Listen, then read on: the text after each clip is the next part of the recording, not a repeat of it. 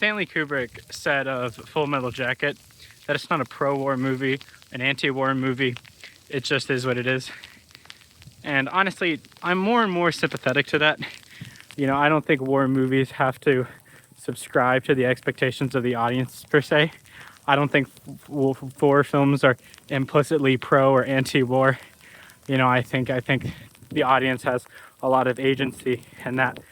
But it's an interesting idea and context of the film American Sniper, directed by Clint Eastwood, starring Bradley Cooper, because it was made a year after its protagonist was brutally murdered by a mentally ill veteran, and it ultimately seeks to serve as a memorial for this Chris Kyle guy. But the thing about Chris Kyle is that he was a deeply flawed, a deeply violent and misanthropic figure who really should not be venerated, you know, either for his service for America or the countless, you know, people he killed in Iraq.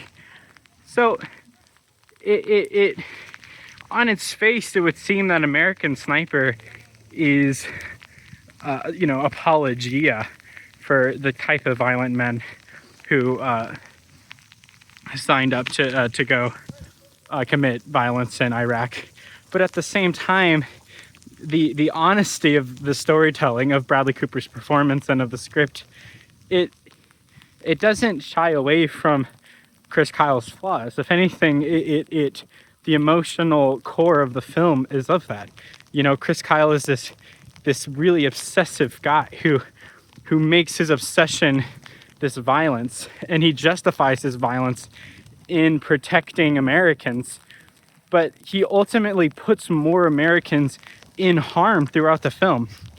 And when he symbolically leaves his rifle in the dirt, returns home ashamed of himself, he finds purpose and a calling in supporting his veteran brothers in community and support and leadership. And it's only when he has dedicated his life to redemption that he is fallen, and that makes the film really tragic.